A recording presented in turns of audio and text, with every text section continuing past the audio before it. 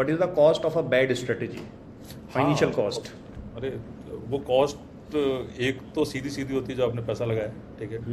दूसरी कॉस्ट होती है टाइम की, कि जो टाइम आपका गया, राइट। और मान लो वो टाइम आपका अगर बच जाता सही स्ट्रेटेजी, तो जो बिजनेस आप एक्चुअली पर मंथ कर रहे थे, जो रेवेन्यू लेके आ रहे थे, वो रेवेन्यू नहीं मालूम आपका कितना हो सकता था, मतलब राइट। दैट डिपेंड्स कि आप कितना अच्छा सिस्टम कर सकते थे। मान लो आज सिस्टम 3 महीने बाद हम उसको सही कर रहे हैं किसी वजह से, तो 3 महीने का जो आपका टाइम है, वो रेवेन्यू लॉस जो हुआ है ना, वो एक बहुत बड़ा लॉस मुझे लगता है कि एक एक नंबर टर्म्स में आप मुझे बता सकते हो कि एग्जांपल देके?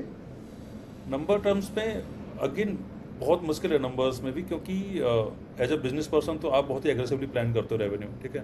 मान लो आज आप 10 करोड़ कर रहे हो महीने का, आप कहते हो कि यार मेरा तो 20 का है और पूरा मेरे पास मतलब इन्वेंट्री भी है, सब कुछ है, और कैंपेन भी कर लूँगा, मार्केटिंग टीम सब कुछ बहुत बढ़िया सब कुछ है, और 10 का मैं 20 कर सकता हूँ। तो उतना कॉन्फिडेंस है टीम को लेकर, पर आपका टेक ही स्केल नहीं कर रहा है या फिर हेल्प नहीं कर रहा है। और अब वो आप 6 महीने में उसको सही कर रहे हो, तो 6 महीने का जो आपका 10 लाख का जो एडिशनल लॉस था, वो तो आप 60 लाख सीधा सीधा मान लो कि हो गया वो। अगर मान लो पहले दिन से आपका स्ट्रेटेजी मतलब अलाइंड है आपके कैंपेन स्ट्रेटेजी से, बिजनेस स्ट्रेटेजी से, तो आपका वो पहले दिन ही आपको सिस्टम आपका रेडी है to get that additional 10 lakhs, right. तो और उससे ज़्यादा भी आ सकता है, मतलब डिपेंड करता है आपकी टीम 10 का प्लान कर रही हो सकता है, ज़्यादा भी लेके आए या कम लेके आए, तो बड़ा ही मुश्किल है वो गैस करना। पर हाँ, मेरे हिसाब से कॉस्ट वो वाली कॉस्ट होती है जो एक्चुअली आपने लूज कर दिया वो रेवेन्यू।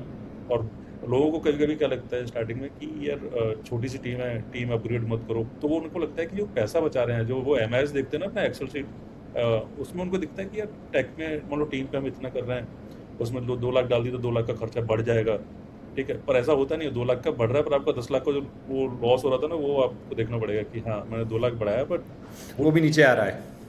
वो नीचे आएगा, वो मतलब बढ़ ही नहीं रहा वहाँ से, राइट। तो अगर आपने टेक में अगर वो एक्सपेंस को इन्वेस्टमेंट देखने लगे ना, कि वो देखेंगे टेक तो एक आपका सपोर्ट सिस्टम है, राइट। आप स्केल ही टेक से करने वाले हो, राइट। एक बहुत अच्छा एग्जांपल देता हूँ, उससे काफ़ी लोगों को समझ में आएगा कि ई कॉमर्स की अगर हम बात कर रहे हैं, तो ई कॉमर्स में गिनती के वही 5-6 पेजेस होते हैं। आपका home page, listing page, product detail page, cart, checkout, और ये बाद में माई अकाउंट होता है, इसमें आप देखते हो कि ऑर्डर ट्रैक है। ये 5-6 पेजेस हैं।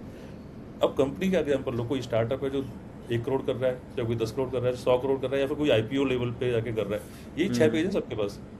अब सेम उन्हीं पेजेस से आप जो स्क्रीन से हैं, सेम उन्हीं स्क्रीन से आप 10 करोड़ कर लो चाहे 100 करोड़ कर लो, इट्स अप टू यू। तो वहाँ डिफरेंस कहाँ पर है? डिफरेंस यहीं पर है कि आपने कितना अच्छा वो पेजेस को बनाया है, कितना फास्ट सिस्टम है, कैसे दिखा रहे हो, डिस्कवरी कितनी अच्छी है, लोग जो आ रहे हैं उनको जो चाहिए वो मिल रहा है नहीं मिल रहा है, या फिर उनको इतना अच्छा लग रहा है कि दोबारा पढ़ के आ रहे हैं वो लोग। तो जो आपका है वो 6 पेज ही है, 6 पेज पे ही आप लॉस में भी हो, और 6 पेज में आपका मतलब कंपनी बंद भी हो रही है, और उसी में लोग आईपीओ भी कर रहे हैं।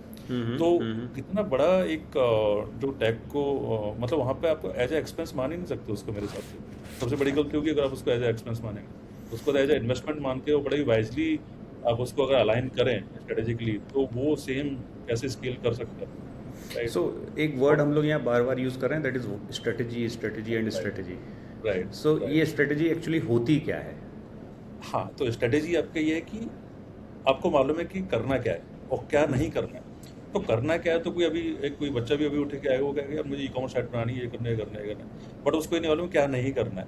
तो आई थिंक स्ट्रेटेजी में सबसे मेन इंपॉर्टेंट ये है कि what not to do, right. या फिर जो करना है वो कब करना है, फेज वाइज मैटर में करना है, अभी करना है कि नहीं करना है, राइट। या फिर ये तो अभी जरूरत ही नहीं है, तो आप 2 महीने बाद कर लो उसको। तो ये सो स्ट्रेटेजी है जो